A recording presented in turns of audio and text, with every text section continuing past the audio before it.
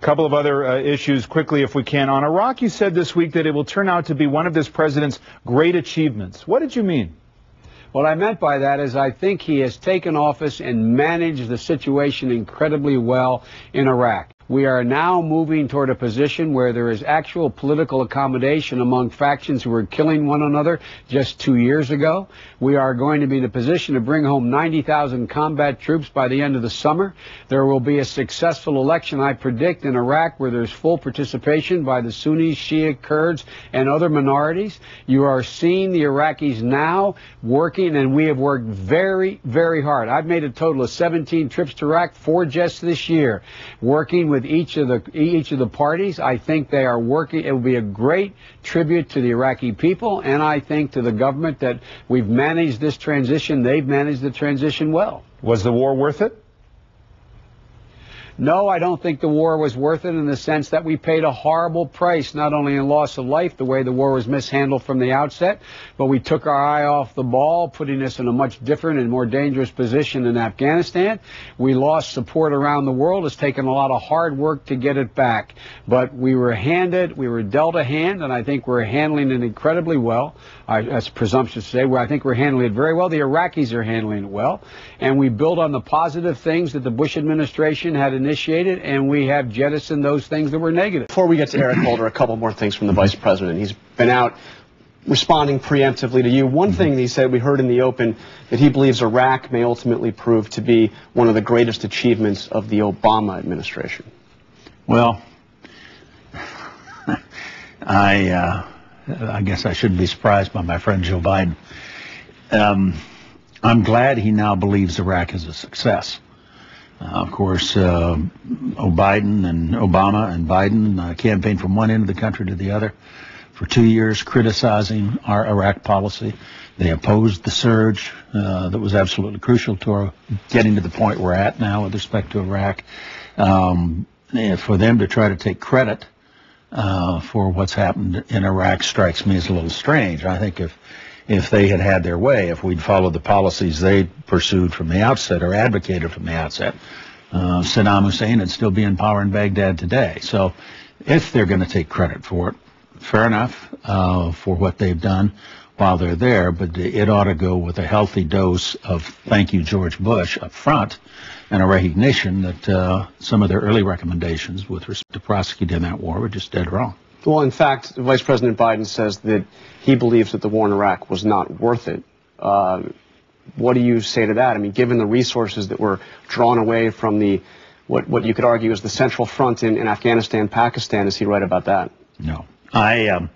I believe very deeply in the proposition that what we did in Iraq was the right thing to do. It was hard to do. It took a long time. There were significant costs involved. But we got rid of one of the worst dictators of the 20th century. We took down his government, a man who produced and used weapons of mass destruction, a man who started 2 different wars, a man who had a relationship with terror. We're going to have a democracy in Iraq today. We do today. They're going to have another free election this March. This has been an enormous achievement from the standpoint of peace and stability in the Middle East and ending a threat to the United States.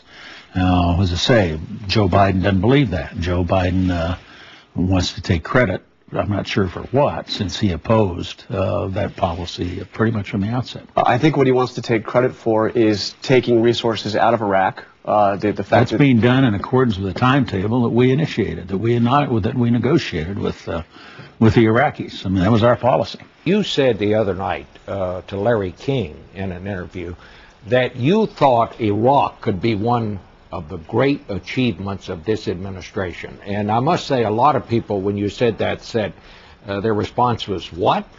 This administration didn't have very much to do with Iraq. And your friend Dick Cheney had a thought about that as well. So let's listen to that. I bet he did. For them to try to take credit for what's happened in Iraq strikes me as a little strange. If they're going to take credit for it, fair enough for what they've done while they're there, but it ought to go with a healthy dose of thank you, George Bush, up front. So, Your response to that? Look, we're not taking credit. We had to take responsibility. When we took responsibility for the mess that we were handed to us at the end of last year, an awful lot of very informed news people like you or Bob were wondering whether or not that country could be put together. From the beginning, I've been on your show so many times in the previous years, and my mantra was, this requires a political solution. I never once doubted that additional American forces would in fact meet the military objective of settling things down, but nothing would matter. We would not be able to leave unless there was a political accommodation. What we did, and we did responsibly from the day we took office, is put that in motion. I have been to Iraq 4 times this year, 14 times already. I have met with every single solitary one of the players in Iraq, Sunni, Shia, Kurd, Christian, and we have been able to be a catalyst for them moving from settling their political differences on boundaries, on territory, on oil, etc., from the battlefield to the political arena. And so I think we've managed it very, very well. I think we're going to be able to be out of Iraq with all of our combat troops, 90,000 by the end of August. I think we'll be out leaving behind an electorate that had just put in place a parliament that is viewed as legitimate across the board, and we'll be able to get out of Iraq at the end of 2011, leaving behind a stable government. Now, anybody who tells you, including Dick Cheney, that they knew how they were going to get there January of last year, I would find it somewhat surprising. I'll give them, I don't care who gets credit. My generic point is we have managed this very well thus far. The Iraqis have done really good work. If this works, it will be a great credit to the Iraqis and a great credit to our military and civilian leadership that we've moved to the point that a nation that was in chaos is now a nation not needing American forces, having an economic and political relationship with the United States and a democracy. Do you think also that George Bush would also need a little thanks for that? I mean, does he share in the credit or not? Well, sure. I'm happy to thank George Bush. I like George Bush.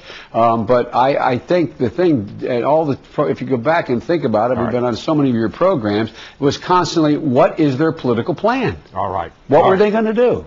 All right. We're going to have to break there. We'll be back in a minute.